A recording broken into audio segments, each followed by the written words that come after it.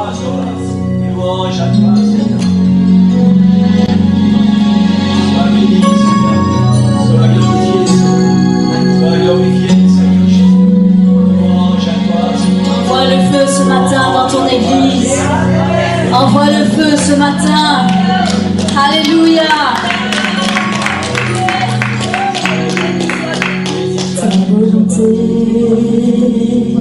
je veux faire ta volonté, t'aimer, t'adorer. Tu es mon Dieu, je viens boire à ta source, tu me combles et ta vie coule en moi. Et ton esprit inonde ma vie, tu réduis ma tête et ma coupe déborde. Viens déverser encore et encore l'esprit de sainteté, tu nous l'as promis. Envoie le feu, envoie le feu. Révèle-moi de ton esprit. Envoie le feu, envoie le feu. Que la pluie descende, répand ton esprit.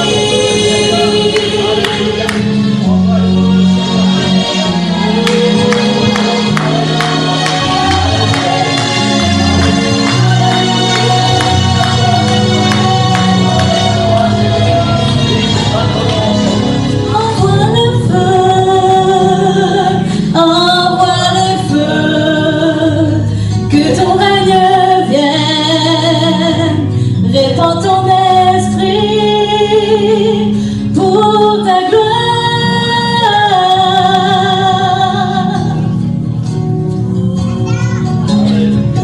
Louange à toi, Seigneur. Louange à toi, Seigneur. Béni soit Seigneur. Toute ma vie t'est dédiée, je veux marcher dans tes pas pour annoncer une année de grâce, car tu veux sauver, relever les brisés. Que ton esprit inonde ma vie, tu réduis ma tête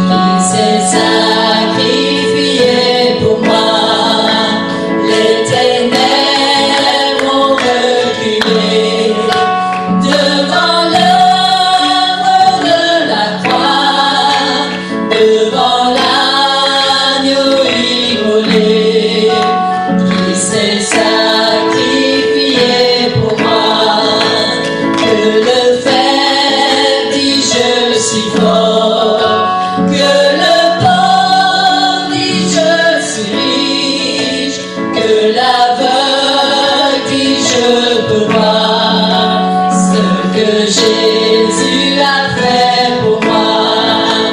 Hosanna, Hosanna, à l'agneau immolé. Hosanna, Hosanna, Jésus est ressuscité. Hosanna, Hosanna, à l'agneau immolé. Hosanna, Hosanna, Jésus est ressuscité. Les ténèbres ont reculé devant l'œuvre de la croix, devant l'agneau immolé, qui s'est sacrifié pour moi. Que le faible dit je suis fort, que le pauvre dit je suis riche, que l'aveugle dit je peux voir ce que Jésus a fait pour moi. Hosanna, Hosanna, à l'agneau immolé. Hosanna, Hosanna, Jésus est ressuscité.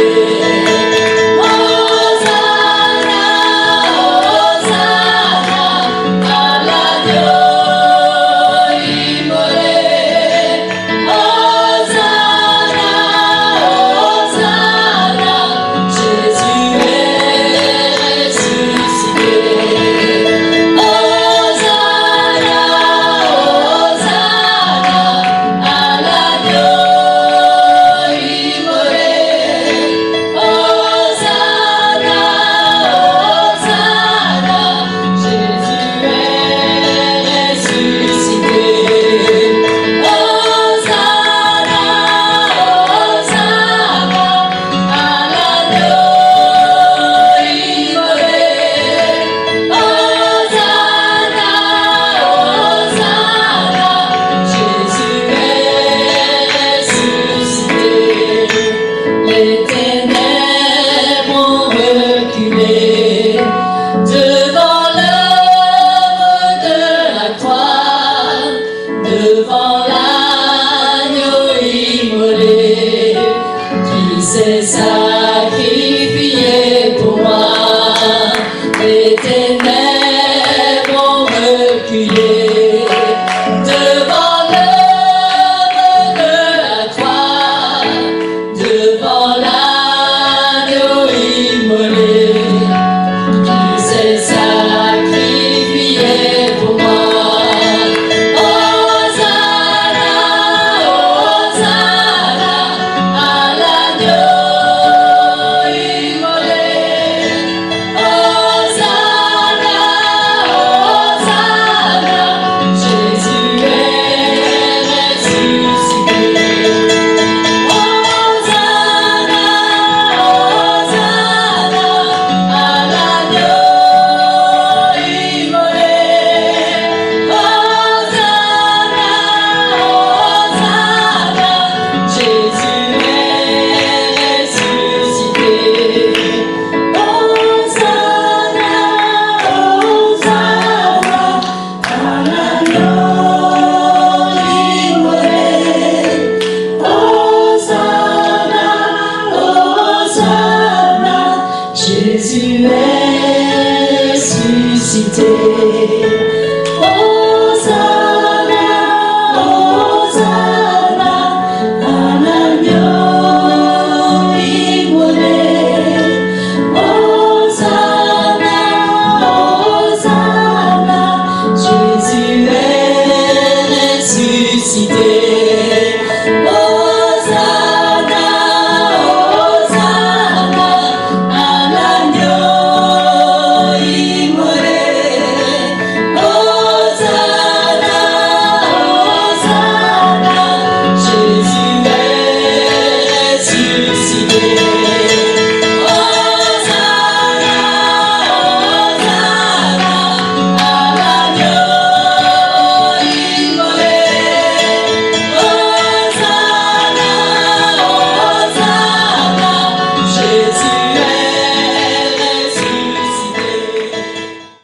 Amen. On est toujours dans... on a entamé une nouvelle mini-série sur la dernière église. Amen. Gloire au Seigneur. On va ouvrir dans nos Bibles. On va faire la même lecture que la semaine dernière. Dans Apocalypse chapitre 3, verset 3 jusqu'à 13. On va rester avec cette église de Philadelphie pendant quelques dimanches.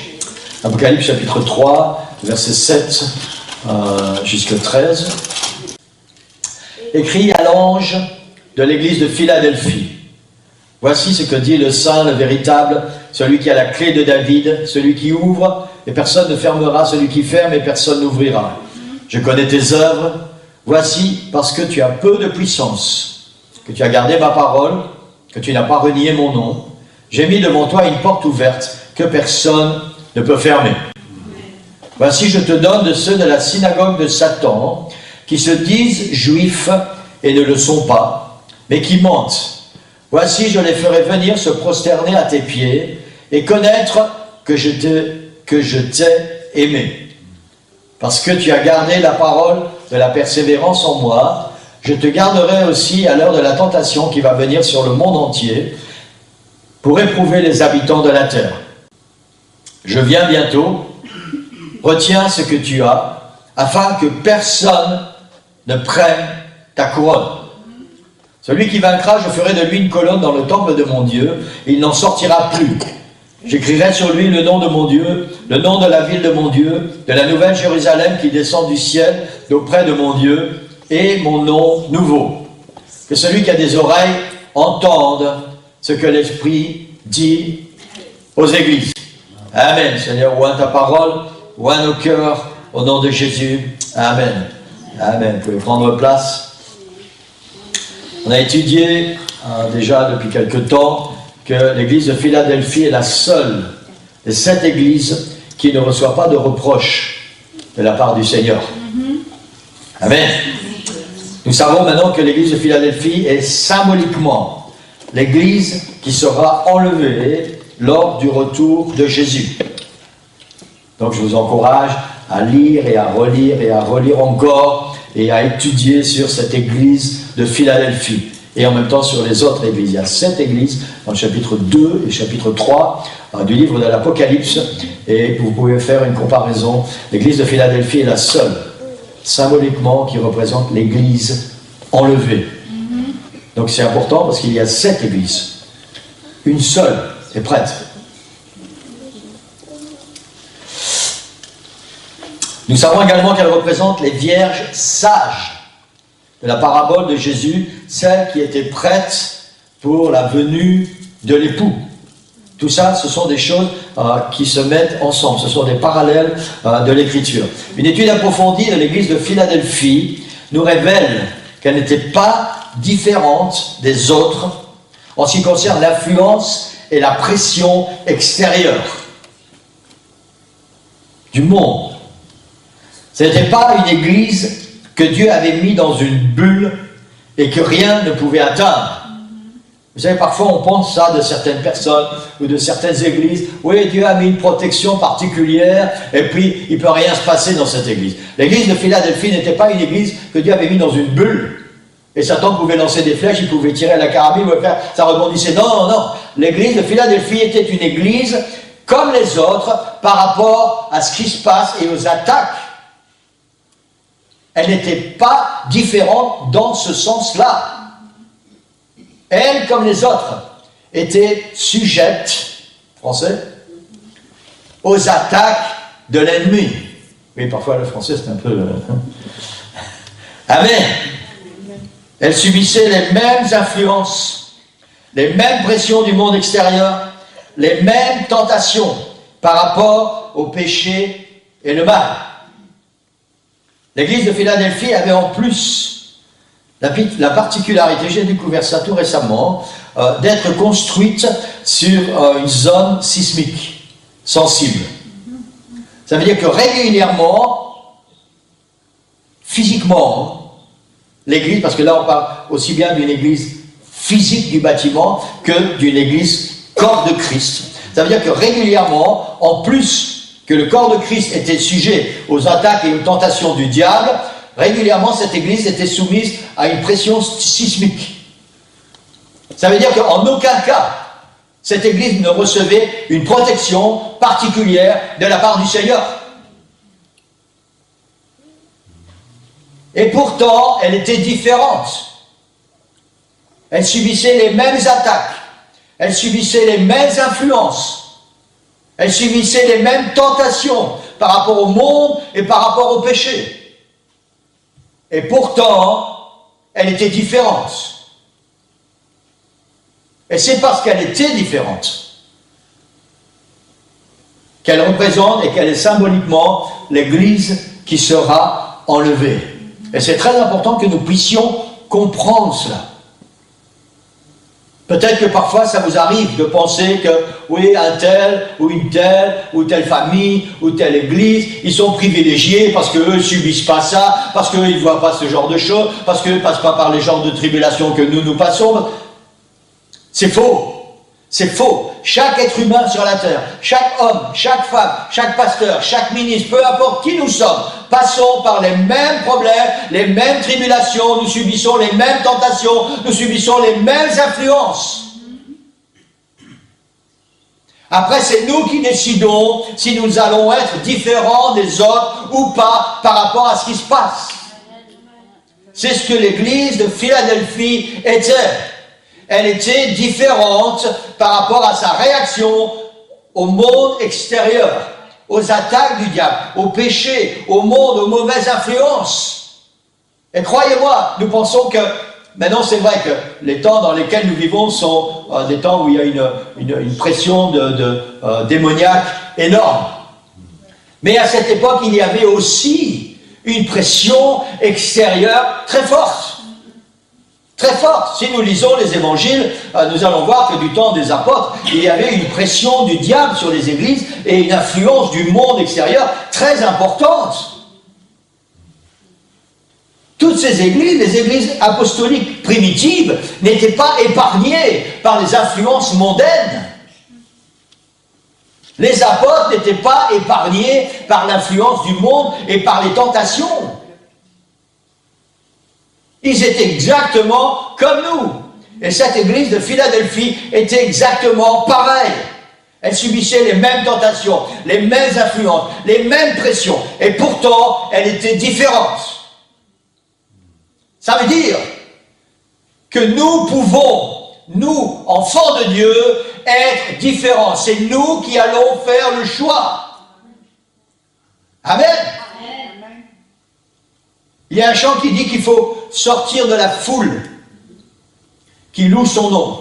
Ça veut dire quoi? Ça veut dire se mettre à l'écart et puis devenir un solitaire? Non, ça veut dire essayer d'être différent de tous ces gens qui sont là et qui en fait ils ne savent pas pourquoi ils sont là. De tous ces gens qui vont à l'église et ils ne savent pas pourquoi ils vont à l'église. De tous ces gens qui chantent des chants de louange et ils ne savent pas ce qu'ils sont en train de chanter. C'est ce que l'église de Philadelphie était. Elle était différente.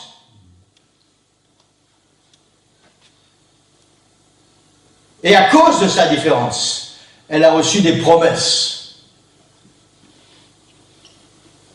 Amen. Gloire au Seigneur. Parfois, on attend que ça tombe du ciel. Vous savez, un jour, parfois il se passe des choses bizarres dans la tête de tout le monde, n'est-ce pas? Vous avez déjà rêvé des choses insensées? Hein? Non? Oui. Un jour, je me suis pris à penser que, parce que bon, tout le monde a besoin d'argent. Vous avez besoin d'argent? Vous êtes comme moi? Vous avez besoin d'argent? Vous en avez trop? Si vous en avez trop, je vais vous donner mon numéro de compte.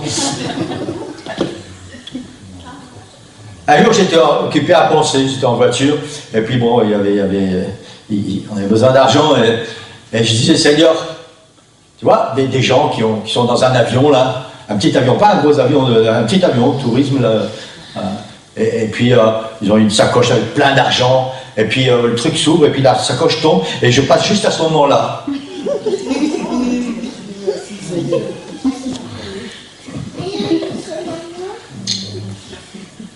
C'est chouette, hein? Oui.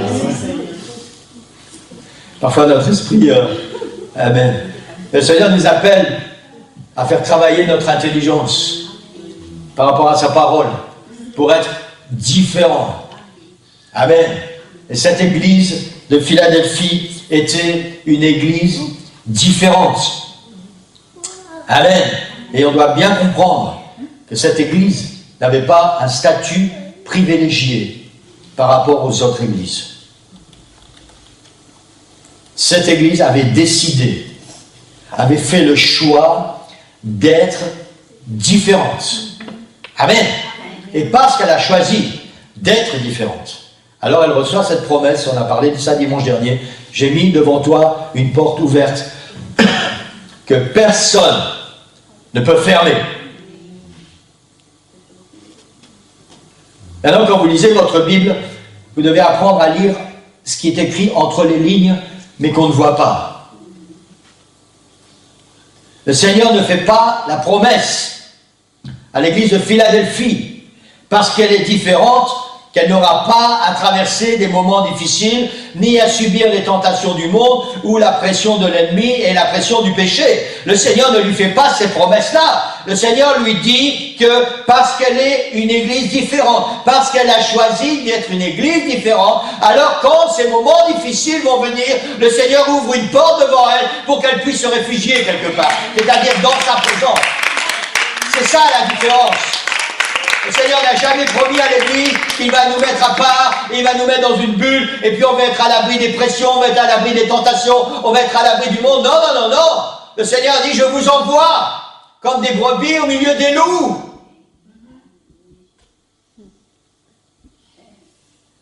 Mais il fait une promesse à ceux qui décident d'être différents. On parle de l'église, hein. On ne parle pas des gens du monde ce matin. On parle des chrétiens qui décident d'être différents, c'est-à-dire d'être des chrétiens saints, engagés, qui marchent avec le Seigneur et qui font profession vraiment de servir le Seigneur. Alors il y a une promesse pour les moments difficiles, il y a une promesse pour les tentations quand elles seront fortes. Le Seigneur dit, j'ouvre une porte devant toi que personne ne peut fermer. Et cette porte, derrière cette porte, tu vas pouvoir trouver un refuge.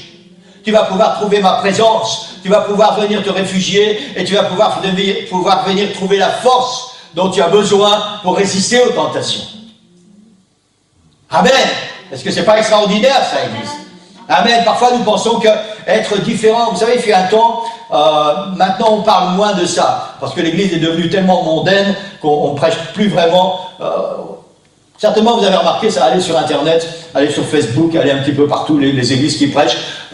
Essayez de vous souvenir la dernière fois où vous avez entendu dans une église un prédicateur qui parlait de sanctification, d'être mis à part. Ça devient des prédicateurs perles rares.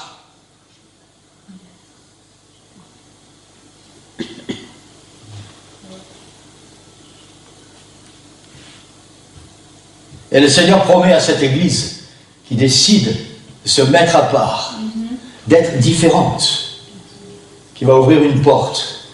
Elle va trouver un refuge dans la présence du Seigneur. Et le paradoxe, c'est ce que je voulais dire, c'est que maintenant on n'enseigne plus ça dans les églises, mais paradoxalement dans la génération d'avant on enseignait beaucoup ça, la sanctification, la sainteté, il fallait être séparé, et les gens disaient, beaucoup de personnes du monde à qui on parlait de Dieu ne voulaient pas venir à l'église parce qu'ils s'étaient fait la pensée que si tu viens à l'église, tu ne peux plus fumer, tu ne peux plus boire, tu ne peux plus aller au cinéma, tu ne peux plus mettre des mini-jupes, tu ne peux plus t'habiller d'une manière indécente, les femmes tu ne peux plus couper tes cheveux, tu ne peux pas mettre des bijoux, tu ne peux pas te maquiller. Qu'est-ce que j'oublie? Tu ne peux pas ceci, tu ne peux pas cela. Et les gens disaient, tu sais quoi, moi j'ai une église comme ça, j'en veux pas. Et ils avaient raison. Parce que si l'église est une église de préceptes, alors on est retourné dans l'Ancien Testament, on est retourné sous la loi, où il n'y avait que des règles, il n'y avait que des préceptes, c'était juste des choses à appliquer, mais c'était en dehors du cœur. La réalité, c'est que le Seigneur nous demande ça. Mais le Seigneur nous demande cela seulement quand nous avons compris qu'entre lui et nous, c'est une histoire d'amour. Et alors, ça n'est plus une règle, ça n'est plus un précepte, c'est un désir. d'être différents, parce que nous comprenons ce qui s'est passé à la croix, nous comprenons le prix que Jésus a payé, et nous comprenons pourquoi le Seigneur veut que nous soyons différents, parce qu'il veut prendre soin de nous. Amen. Mais c'est ça la différence. C'est cette différence-là que l'église de Philadelphie a choisie. Amen. Pas des règles, pas des préceptes. Elle a choisi l'amour. Elle aime le Seigneur, elle marche avec le Seigneur, et parce qu'elle a donné son cœur au Seigneur, alors tout le reste, elle dit, Seigneur, tout ça, ça n'a pas d'importance. Tout ce que je veux, c'est voir ta gloire. Amen. Gloire au Seigneur. Amen. On va s'arrêter ce matin, et je vais essayer d'aller vite, sur le verset 11. Je viens bientôt, diapo 6. Je viens bientôt. Retiens ce que tu as, afin que personne ne prenne ta couronne. Cette église de Philadelphie, ce récit que la Bible nous donne de cette église de Philadelphie est une source de richesse. C'est un trésor inestimable. Amen. Dans le monde antique, donc je vais relire ce verset, je viens bientôt, retiens ce que tu as. Il y a ici une certitude. Tu as quelque chose.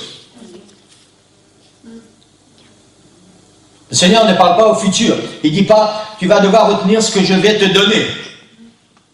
Il parle au présent, maintenant. Retiens ce que tu as. Tu as quelque chose. Tu es possesseur. Afin que personne ne prenne ta couronne.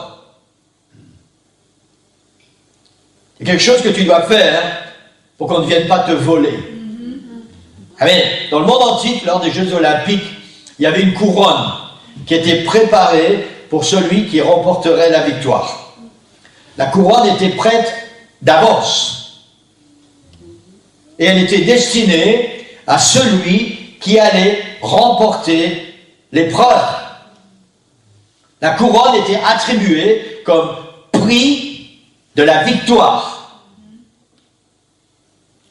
Jésus dit, retiens ce que tu as afin que personne ne prenne ton prix de la victoire. Amen. Amen. Il y a une couronne qui est préparée comme prix de la victoire pour tous ceux qui auront été fidèles et qui auront traversé avec succès les pressions, les tentations du monde, qui auront résisté au mal et qui seront restés fidèles avec le Seigneur. Il y a une couronne qui est préparée comme prix de la victoire. Et cette couronne est réservée à celles et ceux qui auront tenu ferme et qui auront persévéré jusqu'à la fin. Amen. Gloire au Seigneur. Vous savez, parfois on a tendance à dire, quand on prend les gens pour des saints, on dit, ah mais je ne vois pas une couronne ou une auréole au-dessus de ta tête. Vous savez quoi? Quelque part, il y a une couronne qui est préparée pour toi. Il y a une couronne qui est préparée pour toi, parce que le Seigneur a confiance en toi, et le Seigneur veut que tu puisses franchir cette ligne d'arrivée, et que tu sois quelqu'un de victorieux. Et dès que tu as franchi cette ligne d'arrivée, alors il y a une couronne qui est préparée pour toi. Mais pour recevoir cette couronne, tu dois garder ce que tu as reçu. Amen. Amen. Alléluia. Si on paraphrase, le Seigneur dit, retiens ce que tu as afin que personne ne prenne ta couronne. Tout le monde comprend ce que ça veut dire paraphraser. Ça veut dire changer un petit peu le sens, le dire d'une autre manière. Si on paraphrase un peu ce que Jésus a dit, ça donne ceci. Il y a une couronne qui est préparée pour toi, mais pour l'obtenir, tu dois garder ce que tu as.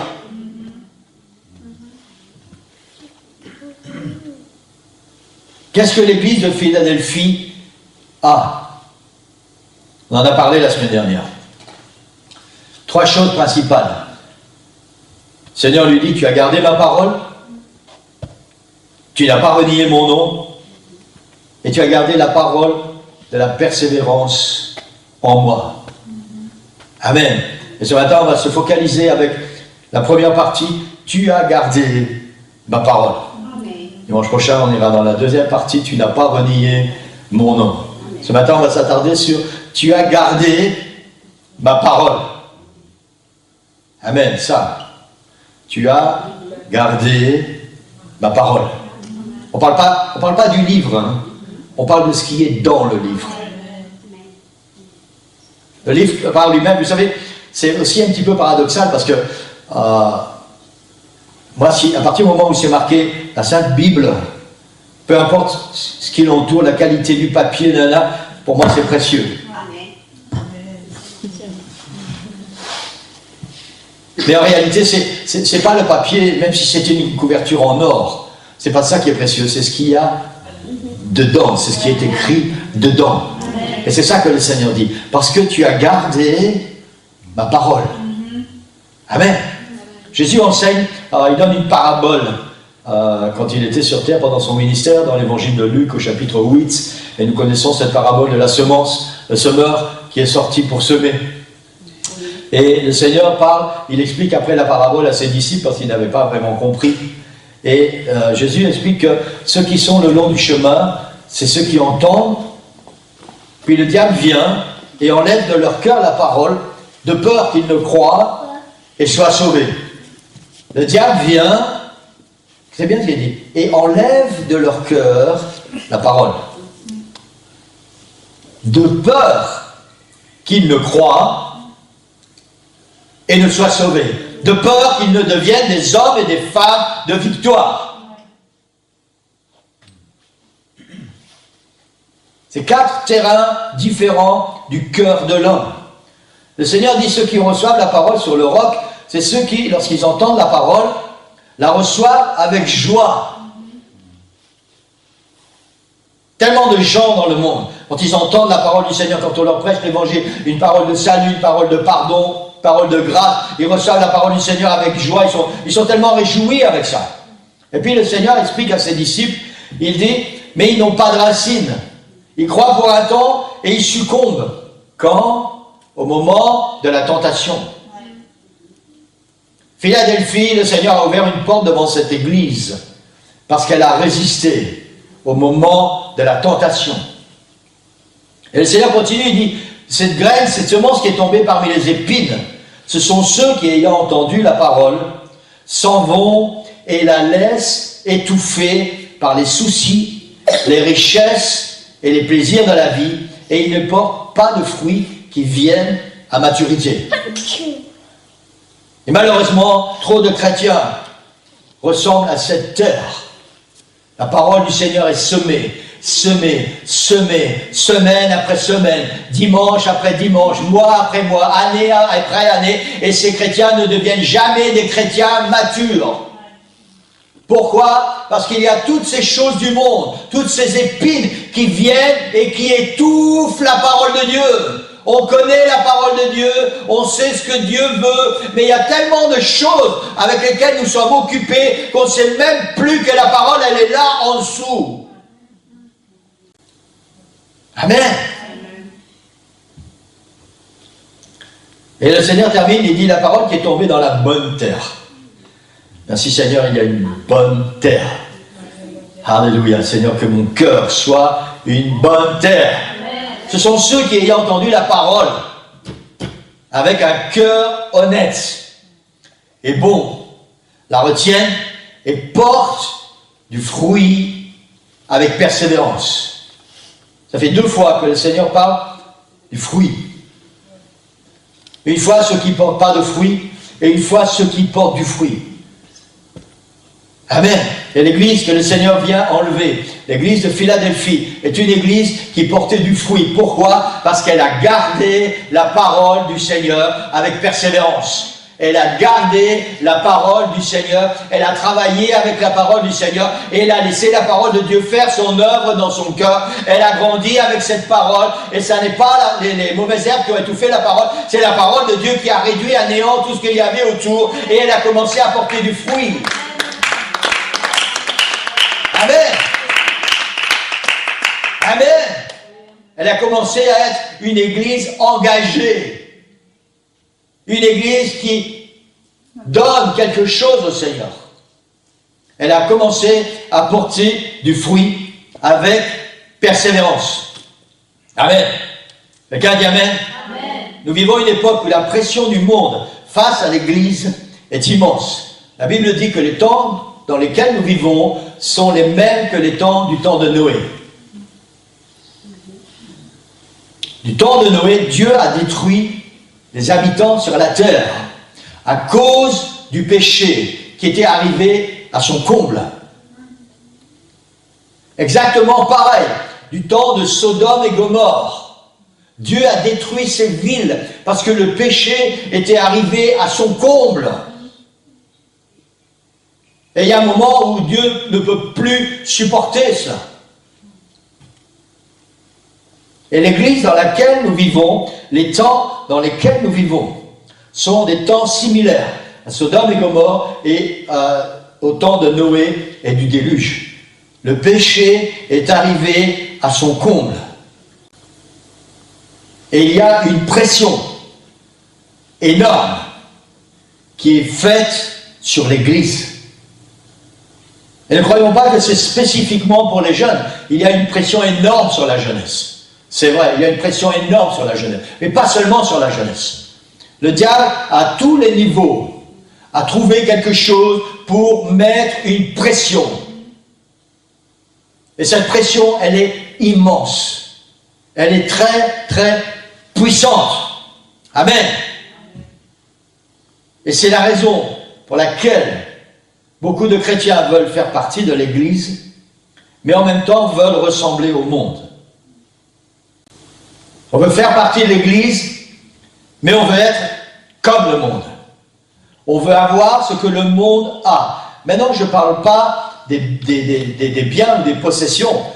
Tu peux avoir une voiture comme le monde a. Tu peux avoir une maison comme le monde a. Tu peux avoir des belles lunettes comme le monde a. Tu peux avoir un beau costume ou une belle robe comme le monde a. On ne parle pas de ces choses. On parle de la dépravation. On veut être habillé comme le monde, on veut penser comme le monde, on veut sortir comme le monde, on veut aller là où le monde va. On veut rigoler des mêmes bêtises que le monde. On veut être pollué par le même péché que le monde.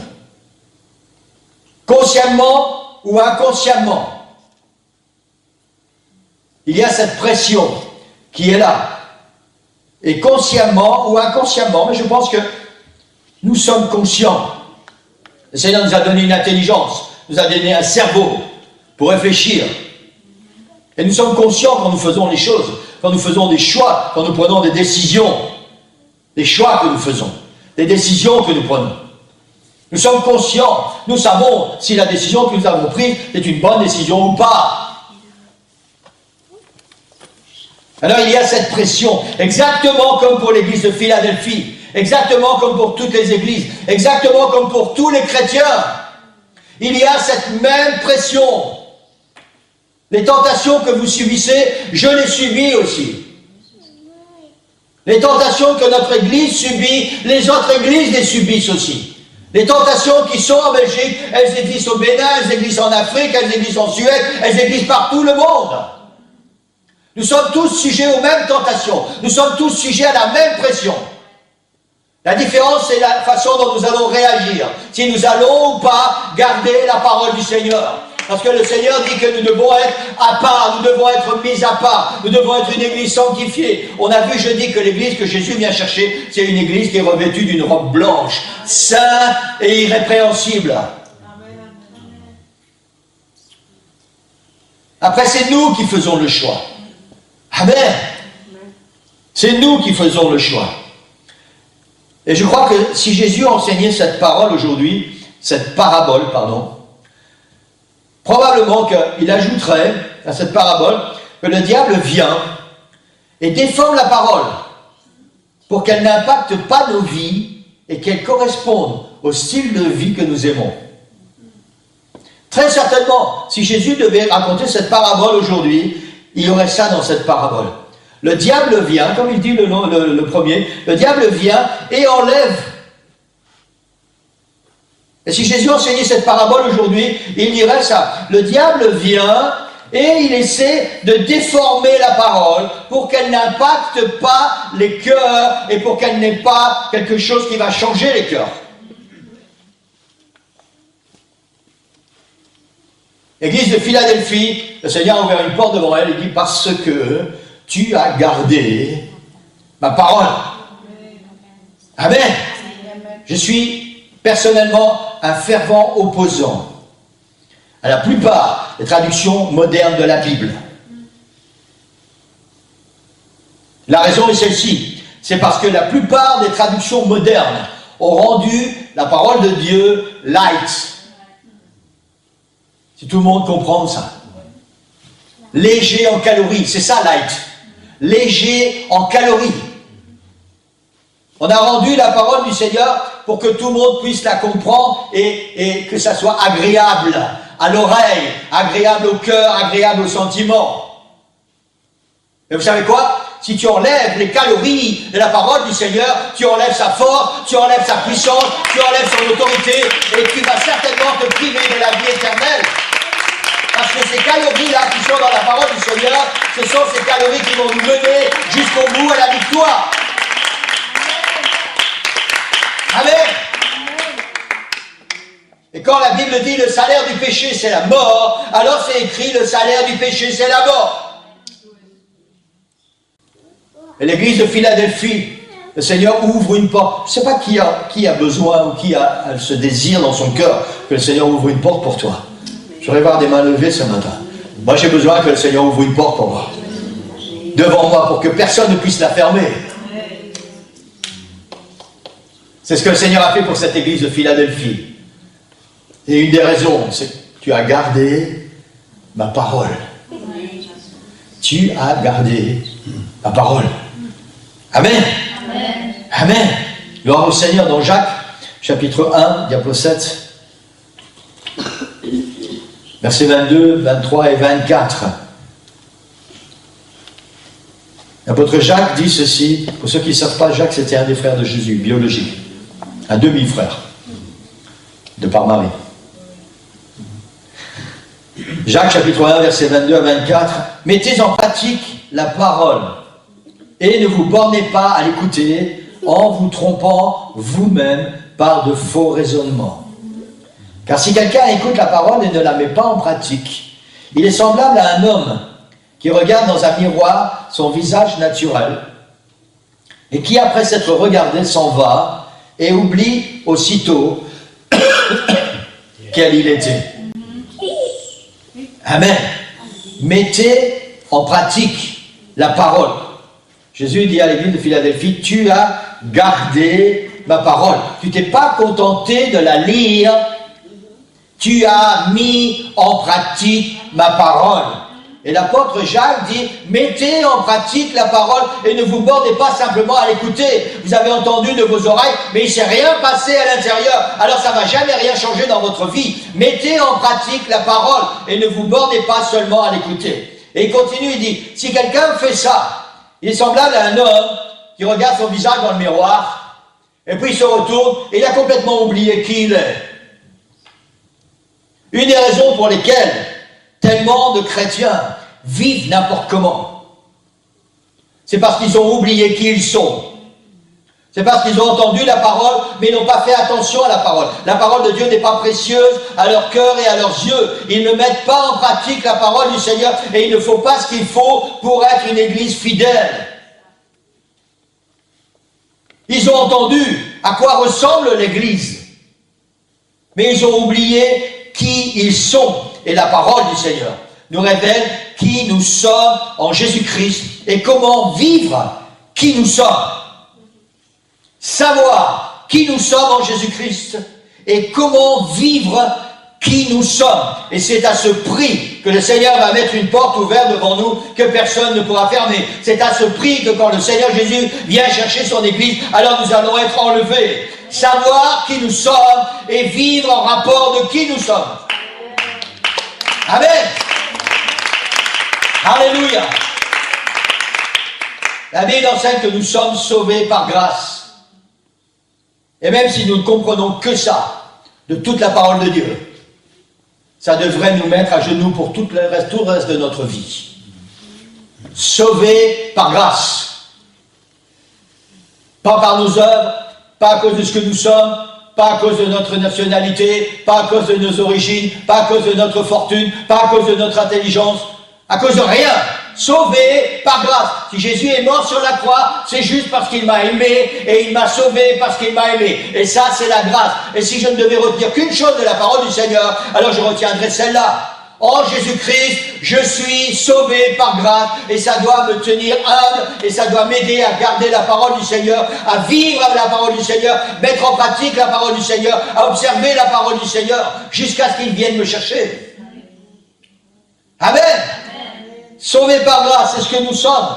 La Bible dit que nous sommes enfants de Dieu. Et parce que nous sommes enfants de Dieu, nous ne pouvons plus faire ce que les gens du monde font. Parce que nous ne sommes plus des enfants du diable. Nous sommes des enfants de Dieu. Nous sommes passés de la lumière, de la mort à la vie. Nous sommes passés des ténèbres à la lumière. Voilà ce que nous sommes en Jésus-Christ. C'est ce que l'apôtre Jacques dit. Quand tu regardes dans le miroir, tu dois voir qui tu es. Mais une fois que tu as quitté le miroir, tu ne dois pas oublier qui tu es. Parce qu'après, tu dois vivre d'après ce que tu as vu dans le miroir, d'après ce que tu es. Et c'est cette église que Jésus vient chercher. Amen. Amen. Amen. Le sel de la terre, la Bible dit. Le sel de la terre. La lumière du monde. C'est ce que nous sommes en Jésus. Et nous devons vivre par rapport à ce que nous sommes. La lumière du monde. C'est-à-dire que quand les gens nous voient, ils doivent voir qu'il y a quelque chose de différent. Si nous gardons la parole du Seigneur, nous sommes le sel de la terre.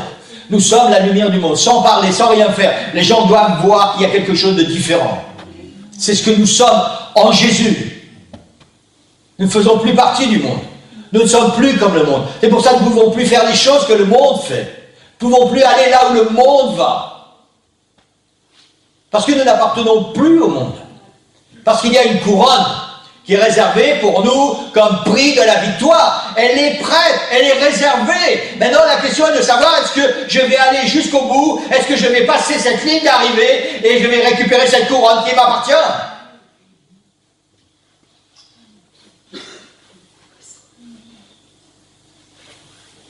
La Bible dit que nous sommes plus que vainqueurs, que nous sommes des conquérants, que nous sommes héritiers du royaume de Dieu. Qui nous sommes? C'est de cela dont l'apôtre Jacques parle. Quand tu te regardes dans le miroir, c'est tout cela dont nous devons nous souvenir quand il va y avoir la pression, quand le péché va venir pour essayer de nous tenter et de nous attirer à pécher, à faire des choses qui ne sont pas bien. Nous devons nous souvenir de qui nous sommes. Et tout ça, c'est écrit dans la parole du Seigneur. Et c'est pour ça qu'il faut garder la parole du Seigneur. Il faut la méditer, pas seulement la lire, il faut la méditer. Il faut qu'elle soit chère à notre cœur et il faut qu'elle fasse partie de nous. Parce que c'est ce que nous sommes. Et à cause de ça, il y a une couronne qui nous attend. Amen. La Bible dit que nous sommes des héritiers du royaume de Dieu. Amen. Ambassadeurs de Christ sur la terre. Ambassadeur. Un ambassadeur ne peut pas faire ce qu'il veut. Ne peut pas dire ce qu'il veut. Ne peut pas agir comme il veut. Ne peut pas s'habiller comme il veut. Il ne peut pas rouler dans une vieille bagnole pourrie. Il est ambassadeur. Il représente son pays. Nous sommes ambassadeurs du royaume de Dieu sur la terre. Et c'est pour ça que nous devons être différents. Et pour être différents, tu dois garder la parole du Seigneur. Tout est consigné là. Amen. Nous sommes, la Bible dit, une nouvelle créature. Et par-dessus tout, le temple du Saint-Esprit. C'est-à-dire que l'Esprit de Dieu habite en nous. Ce que Dieu est, habite en nous. Et c'est pour ça que nous ne pouvons pas être différents de ce que la Bible veut que nous soyons. Nous devons être ce que le Seigneur veut que nous soyons. Et tout ça, c'est dans sa parole. Et la clé pour cette église, j'ai mis une porte ouverte devant toi, que personne ne peut fermer. Parce que tu as gardé ma parole. Parce que tu n'as pas fait de compromis. Parce que tu n'as pas dit oui, mais bon. Amen. Et je vais terminer. Dans le psaume 119, verset 105. Il est dit, ta parole est une lampe à mes pieds et une lumière sur mon sentier. Amen. Une lampe à mes pieds et une lumière sur mon sentier. Le monde dans lequel nous vivons est un monde qui est assujetti aux ténèbres. On parle au niveau spirituel, assujetti aux ténèbres. Et si Jésus n'est pas notre lumière, alors nous allons marcher exactement comme le monde marche. Nous allons marcher exactement là où le monde marche. Pour faire la différence, il faut que la parole du Seigneur soit une lampe à mes pieds et une lumière sur mon sentier. Pour que cette parole soit une lampe à mes pieds et une lumière sur mon sentier, elle doit être précieuse à mon cœur. Je dois la lire, je dois la méditer, je dois m'y attacher et je dois y être fidèle. Je dois garder la parole du Seigneur. Et c'est seulement à cette condition qu'elle sera dans ma vie une lumière à mes pieds et une lampe sur mon sentier. Amen. Vous savez, vous pouvez avoir 50 Bibles à la maison. Toutes plus belles les unes que les autres. Une super collection avec une valeur financière inestimable. Si c'est juste un livre que vous avez mis dans une bibliothèque, ça ne va jamais changer votre vie. C'est mieux d'avoir une Bible qui coûte 4,50 €, mais que ce qui est écrit dedans, la parole du Seigneur, vous y soyez attachés et que vous puissiez marcher avec cette parole et garder cette parole. Parce que c'est à ce prix que le Seigneur va ouvrir devant toi une porte et que tu vas être enlevé quand Jésus vient chercher son Église. Amen. Amen. Gloire au Seigneur. C'est la parole du Seigneur qui va nous nourrir et nous faire grandir. Jésus a dit, je suis le chemin, la vérité et la vie. On vient de lire juste avant, ta parole est une lampe à mes pieds et une lumière sur mon sentier. Et Jésus dit, je suis le sentier. Je suis le chemin. Et pour être attaché à Jésus, pour faire ce que le Seigneur nous demande de faire, nous devons être attachés à sa parole. Nous devons garder sa parole, mettre sa parole en pratique et faire tout ce que le Seigneur nous demande de faire. Il n'y a pas d'autre chemin. Jésus dit, je suis le chemin, la vérité et la vie. Amen. C'est dans sa parole que tu découvriras le chemin qui mène à Jésus, qui est le chemin qui conduit à la vie éternelle. Le seul chemin qui conduit à la vie éternelle, il est consigné là-dedans. Et il se trouve en Jésus. C'est Jésus qui est le chemin. Et tout ce qui concerne Jésus est consigné dans sa parole. Et c'est pour ça que cette église de Philadelphie a reçu cette promesse. J'ouvre devant toi une porte que personne ne peut fermer. Parce que tu as gardé ma parole. Parfois on se demande pourquoi on a tant de soucis, pourquoi on a tant de problèmes, pourquoi ceci ça ne va pas, pourquoi ça ne marche pas, pourquoi ceci, pourquoi cela. Seigneur, pourquoi? Pourquoi on semble enseveli? Toutes ces choses-là qui viennent et qui nous accablent, et ces montagnes qui se déposent sur nos épaules. Et il semble qu'on n'a pas d'échappatoire, on n'a pas de bouée d'oxygène, on est là et on est en train d'étouffer. Peut-être qu'il faut se poser la question, Seigneur, est-ce que je garde ta parole? Seigneur, peut-être que je ne fais pas ce que tu veux. C'est pour ça que cette porte n'est pas encore ouverte devant moi. Là où je vais trouver de l'oxygène, je vais pouvoir respirer un bon coup, je vais trouver du secours. Peut-être, Seigneur, c'est juste parce que je ne garde pas ta parole dans mon cœur. Juste parce que je ne suis pas aligné avec ta parole. C'est interpellant, Église. Mais ça vaut la peine d'y réfléchir. Amen. Nous avons tous besoin. Le Seigneur ouvre une porte. Nous avons tous besoin que dans cette pression qui est là sur nos épaules, pouvoir aller derrière cette porte et prendre cette grande bouffée d'oxygène, nous retrouver dans les bras du Seigneur, dans la présence du Seigneur. Et le Seigneur va nous faire oublier tout ça, il va nous fortifier, il va nous bénir, il va mettre sa paix, il va mettre sa joie dans notre cœur. Et en plus de ça, si le Seigneur vient, nous partons. Amen. Parce que tu as gardé ma parole. C'est la parole qui va nous enseigner comment être agréable au Seigneur. Tout est consigné dedans. C'est la parole qui va nous révéler qui est Jésus et qui va nous conduire dans son intimité, qui va nous apprendre à l'aimer et à le servir. Amen. On va se lever, j'ai terminé pour aujourd'hui.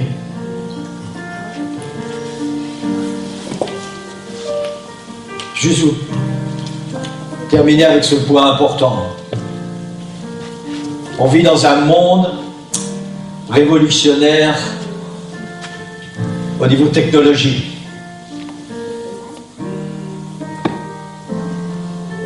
Parfois, je me pose une question avec nos smartphones, nos tablettes, nos ordinateurs, Facebook, TikTok, Instagram. Les autres, c'est quoi? Est-ce qu'il y a encore? Hein? Il y en a encore plein. Plein. Vous savez, je reçois régulièrement des chrétiens qui m'envoient des trucs de TikTok, Instagram, Messenger, Facebook, patati, patatata, tous les quoi. Et à chaque fois, je dois accepter les conditions générales, je dois accepter les cookies. Parfois je fais pas, parce que parfois je veux voir ce qui se passe derrière. Et je me suis fait cette réflexion. Seigneur, est-ce que certains chrétiens vivent uniquement de ce qu'ils vont chercher sur Instagram, de ce que les gens disent, ou sur TikTok, ou sur Facebook, ou n'importe où? Ou est-ce que les chrétiens se nourrissent de ta parole? Vous savez, tout ça c'est bien. Et c'est quand tu as fini avec ça. Certains chrétiens ne lisent jamais la Bible. Ils sont habitués à aller, on prend sa tablette ou on prend son smartphone et puis on va écouter une prédication, on va écouter un chant, on va écouter Pierre, Paul, Jacques, un tel, et on n'ouvre jamais la parole du Seigneur.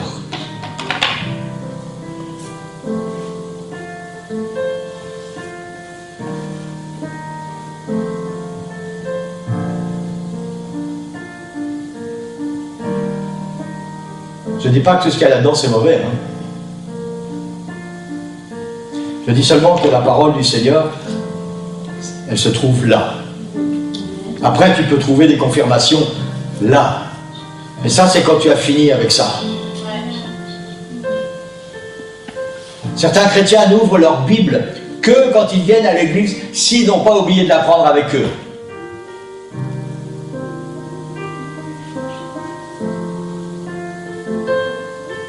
Il y a une promesse. J'ai mis devant toi une porte ouverte que personne ne peut fermer parce que tu as gardé ma parole. Le monde technologique dans lequel nous vivons est un piège pour les chrétiens. Parce que si on ouvre la parole, on doit prier alors. On doit dire, Seigneur, je vais ouvrir ta parole, alors parle-moi. Parce que si tu ouvres juste la Bible, tu lis un truc, tu fermes la Bible et tu t'en vas, tu es comme Jacques a dit. Jacques a dit. Tu regardes dans le miroir puis tu oublies qui tu es. Ça veut dire que quand tu vas ouvrir la parole, tu dois dire, Seigneur, je vais ouvrir ta parole et je veux que tu me parles. Et quand tu vas ouvrir la parole, tu vas lire la parole avec attention. Parce que tu veux comprendre ce que le Seigneur est en train de te dire. Et après, tu vas remercier le Seigneur pour la parole qu'il vient de te donner, qui a fortifié ton cœur et qui a fortifié ton esprit. Ça, c'est la parole Réma. C'est cette parole qui va te conduire à la vie éternelle. Ça, c'est une parole Logos. Excusez-moi, mais je dois le faire. Ça, c'est une parole Logos. Je vois souvent des choses. Aujourd'hui, Dieu va faire ça dans ta vie. Quelqu'un de connu a mis ce verset. Dieu va faire ça dans ta vie aujourd'hui. Et puis il y a des milliers de j'aime, like. Tu connais même pas les gens qui vont lire ça. Comment tu peux leur dire Dieu va faire ça dans ta vie aujourd'hui? Si tu ouvres la parole de Dieu, tu dis Seigneur parle-moi, alors il y a une promesse pour toi, et ça c'est ce que Dieu va faire pour toi aujourd'hui dans ta vie. Ça c'est sûr, ça c'est la parole du Seigneur.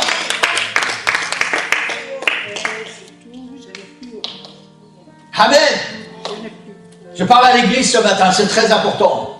C'est très important. Ça, c'est quand tu as fini avec ça. Parce qu'il y a des bonnes choses là-dedans. Tout n'est pas mauvais, il y a des bonnes choses. Mais c'est quand tu as fini avec la parole du Seigneur. Parce qu'il y a cette promesse. Parce que tu as gardé ma parole. Tu as gardé ma parole. Comment tu peux garder la parole du Seigneur si tu ne sais pas ce qu'il y a dedans? Amen. Alléluia. Peu importe à quoi ressemble la parole du Seigneur que tu possèdes, tu dois garder ce qui est écrit dedans. La parole du Seigneur. Et c'est ça qui va te conduire à la vie éternelle. Il y a une couronne. C'est important, Église. Il y a une couronne qui est réservée comme prix de la victoire. Pas pour celui qui arrive le premier. Pour celui qui va franchir la ligne d'arrivée. Peu importe le numéro que tu portes quand tu vas franchir la ligne d'arrivée. Je me souviens, avant que nos enfants partent en Norvège, Alex et Benjamin avaient participé à l'école à une espèce de marathon, et ils avaient un dossard, et puis forcément on était là pour les encourager, et il y avait des centaines d'enfants qui participaient, et ils avaient un numéro. Et je les avais briefés avant. J'avais dit, vous savez quoi? Si vous ne voulez pas être frustré, l'important, c'est pas si vous êtes arrivé premier, deuxième ou troisième. L'important, c'est que vous avez été jusqu'au bout. Et c'est ça qui est important. C'est celui qui va aller jusqu'au bout, qui va recevoir la couronne comme prix de la victoire. Amen. Le monde dit, tu dois arriver premier, tu dois battre les autres, tu dois écraser les autres, tu dois devenir impressionnant. Non, le Seigneur dit, tu dois arriver à la ligne d'arrivée. Peu importe le combienième tu es, c'est pas grave. Tu dois arriver jusqu'au bout. Tu dois persévérer, tu dois faire des efforts, tu dois garder ma parole. C'est ça que le Seigneur attend de nous. Et c'est ça qui est important. Et c'est ça qui va nous conduire à la vie éternelle. Amen. On va se lever pour ceux qui ne sont pas encore levés, ceux qui peuvent. Amen. L'autel est ouvert ce matin. Et je ne sais pas ce qu'il y a dans vos cœurs, mais je sais que le Seigneur a parlé à nos cœurs. C'est très important, Église. C'est très important. Tu as gardé ma parole. C'est une des clés. On parle de l'église de Philadelphie. L'église qui est symbolique de l'église que Jésus vient enlever. Et tous les chrétiens veulent être enlevés. Mais est-ce que tous les chrétiens sont prêts à faire ce qu'il faut faire pour faire partie de l'enlèvement? Et c'est ça qui fait la différence. C'est la clé de ça. Tu as gardé ma parole.